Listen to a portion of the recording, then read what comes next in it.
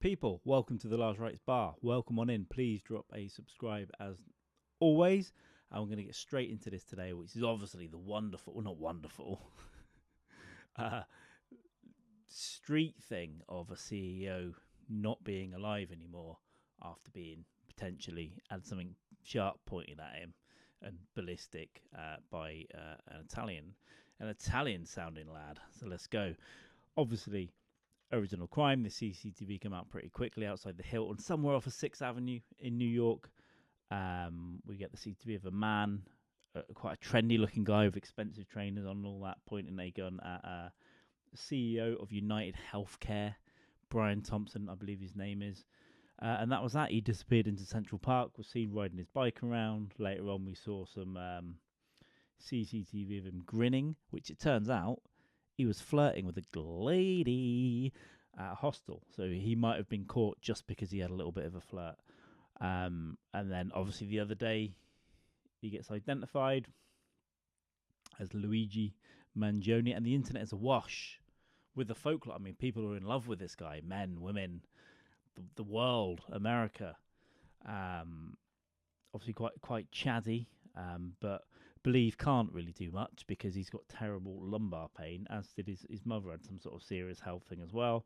So perhaps it's some sort of vendetta against health industry. However, people are saying he went a bit nuts off his, going actually mental nuts for a few weeks, then disappeared. There he is. I mean, they kept releasing pictures of him just looking handsome inside, and the internet is awash, obviously. I mean, what's going on there? People are getting tattoos of him. People having a nice time with this man that assassinated someone on the streets of New York. Now, vigilantism isn't good, is it?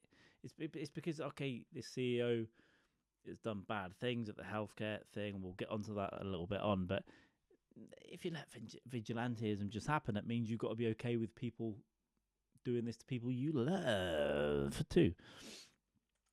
But, yeah, we'll get into kind of what people know about him so far.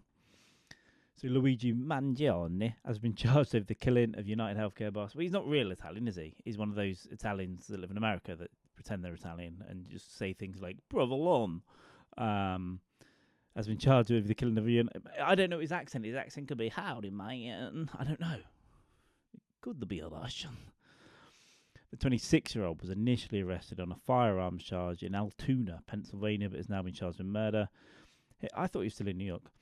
What we know about him so far: Mangione was arrested after a tip-off from a McDonald's employee who recognised him from police appeals. You rat. I know they're going after that 60 grand reward, which you might not get now, by the way, off of some technicality because he run the wrong line, the wrong tip line. Come on. Kind of, I know he said vigilantism was okay, but isn't almost everyone on his side? Hey? Mangione was arrested after the tip. Altoona is about 230 miles west of New York in the state of Pennsylvania. He had a silencer and a gun, both consistent with the weapon. It's all circumstantial, though, isn't it? You couldn't see his face in the video. Police said it appeared to be a ghost gun, which is interesting, which can be built at home from parts without a serial number, and it was possibly made with a 3D printer. This is where we are. CEOs can just be, because you can print a gun. Wild times are coming. I think with drones and 3D printed guns, come on. We're entering wild times here. Mangione, I think I might be saying that right, also had a fake New Jersey ID, matching one used by the suspect to check into a hostel before the killing. The hostel where he was flirting with all ladies.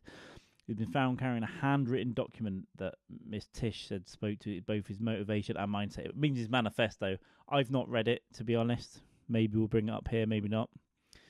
He was found with a passport and 10 grand in currency, 2 grand of it in foreign countries. So maybe he was. I did hear Monopoly money. So maybe he was planning to get over to Mexico at some point. So wealthy lad, well educated, Ivy League. He was born and raised in Maryland and has links to San Francisco and Hawaii. His social media lists him as being from Towson. Okay, we don't need to read all this, but basically he's a wealthy lad, grandson of a wealthy property developer and philanthropist. That means criminal, doesn't it? A little bit. He attended Gilman School, all private boys' school in Baltimore. The school's fees are up to $38,000 a year. Alumni include businessmen, NFL stars, yada yada. So he's got a good to well-to-do background, kind of corn.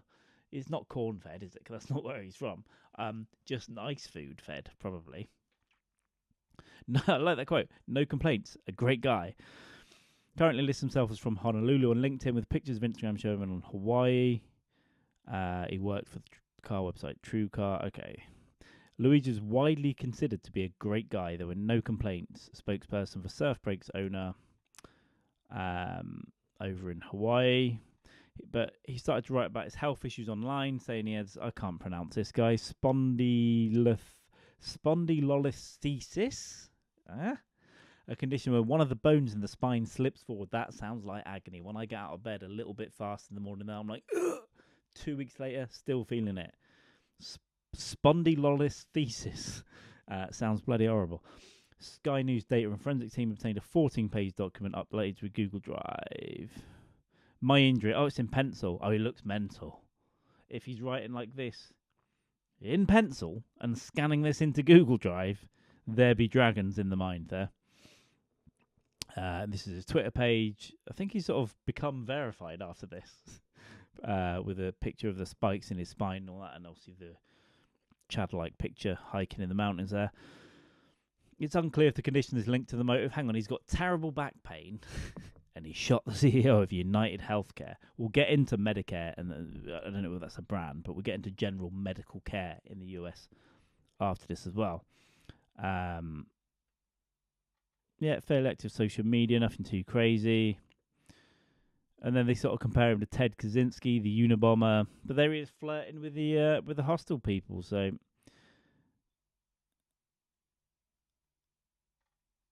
how many underprivileged? But a lot of people are behind him, man. Especially in America. I know some Americans for my sins, and yeah, you hear stories. I know people out there that've got cancer and had insurance, but they still got to find a spare 40 grand. Otherwise, they're out of treatment.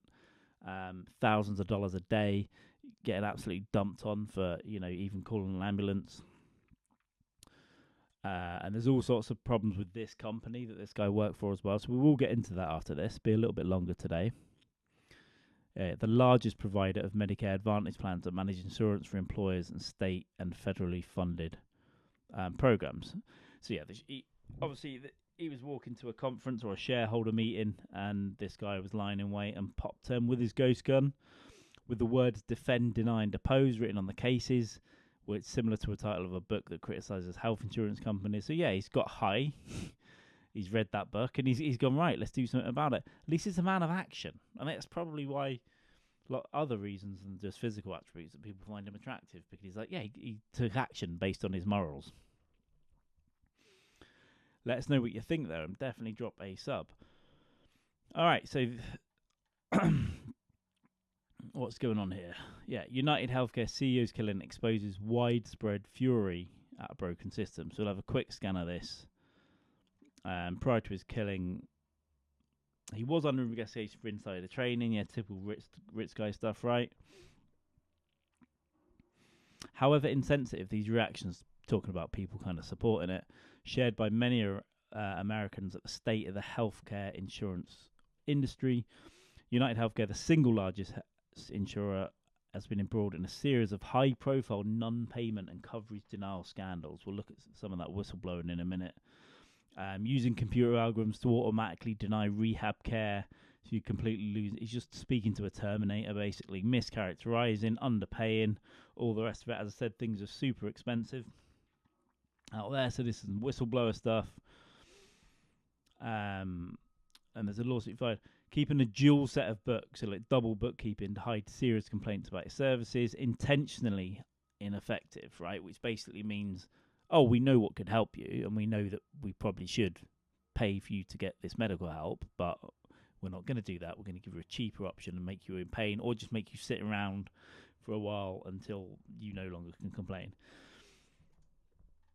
The company knew of accusations that at least one sales agent forged signatures on enrollment forms, had been the subject of dozens of other misconduct complaints. That's just one guy, right? But it's more about the systemic problem. Medicare serves about 56 million people with disabilities, blah, blah, blah, blah, blah. The whistleblowers accused UnitedHealthcare of hiding misconduct payment complaints from federal officials.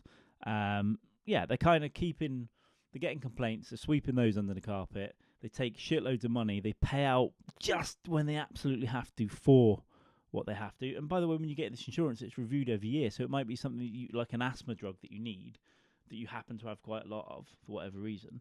And then let's go, we're not going to pay this anymore. You need to pay $90,000 a year. That's kind of literal bankruptcy, right? Medicare paid $1.4 billion in bonuses in the fiscal 2016 based upon their high quality ratings, compared with $564 million in 2015. So they doubled their bonuses in a year. God knows what's happened in the last 7 years. I assume it's at least $500 million a year, right? $500 million a year go out in bonuses. The suit alleges these bonuses were fraudulently obtained, right? So this is even without the legit bonuses, which are mental, because there's all that money going to people. Now people should be allowed to make money. But if you're running a company that's deliberately keeping people sick, it's a little bit weird. And it does make you sort of, and that sort of propaganda that sort of dripped into the US by saying, we don't want socialist healthcare, man. Is the NHS perfect in England? It's absolutely not. But it's free. You break your leg and all drugs cost the same. So you need like 5 different types of drugs. You pay like, I don't know what it is. I got some the other month for my massive penis. No, it wasn't for that. I hurt my foot. But I think things are like £10, £15 each or something for whatever. If you've got 8 sets of drugs, it's 8 times whatever that minimal amount is, and that's it. Each time you pick up a prescription, you might get like a month's worth or whatever. So it's just not.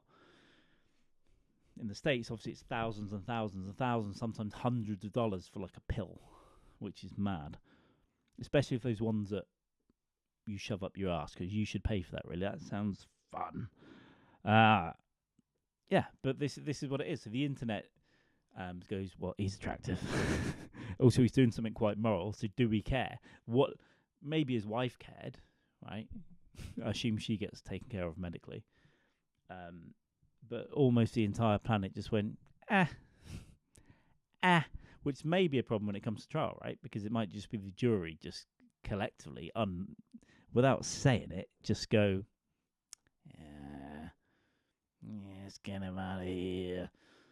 But also, but you think this guy's going to survive in prison? No, he's not. Because even if he doesn't get the normal things that happen in the US prisons, if you think that some of these powerful medical companies are going to let him live, come on now. The little tentacles are reaching. Hey, do you want some free drugs? Do you want some free pills and money? But yeah, he has kind of turned into a bit of a folk hero. I haven't read the manifesto. Maybe we should do a special thing just to read the manifesto there. But let us know, what do you think? Do you think this is justified? Do you think we've got to be careful of vigilantism? Or is it just, are we all so desensitized by anything? It's just sort of, someone got whacked on a... If it was your dad or your uncle, you'd be upset, wouldn't you? Probably. But did a lot of nasty things and worked for a hell company in a hellscape of US healthcare. That's what I think. So I'm not saying it's a good thing, but it's an interesting thing that's happened. And if you can 3D print guns... I don't think this is going to be the last one of these. A few other CEOs from whatever. It won't just be healthcare. It'll be like a games company that's done something to upset one, right? One of them is going to go to Dunkin' Donuts at 5 o'clock in the morning without their family. If you get someone determined enough, and it's not just CEOs, it's, people in power, people in judiciary systems that annoyed people. I think we might be entering a period or decade of... we're already in a world of assassinations, let's face it. But this kind of thing where people can get this information easily online and then build something online under the radar. Ooh. And you don't even need that. You just need to invite someone to a meeting on the 727th floor, if there is even a building that high. 77th floor of a building, just, Christopher Walken and Batman Returns it. There we are with the weird bit. Give us a subscribe. That'll do for today. Do I say Free Luigi? I don't know. Can I ethically sell a t-shirt that says Free Luigi? Maybe. Check out the Streamlabs link down below and maybe we'll put one on there. But thank you for watching and thank you for getting this far and letting me ramble. and we'll see you later from the Last Rites Bar. Well, maybe we'll be back just to go over that manifesto. I like you. I'm going to go out to a Christmas market and pay far too much money for a small amount of food now because my house guest demands it. All right, we'll see you later. Thank you very much. Please subscribe.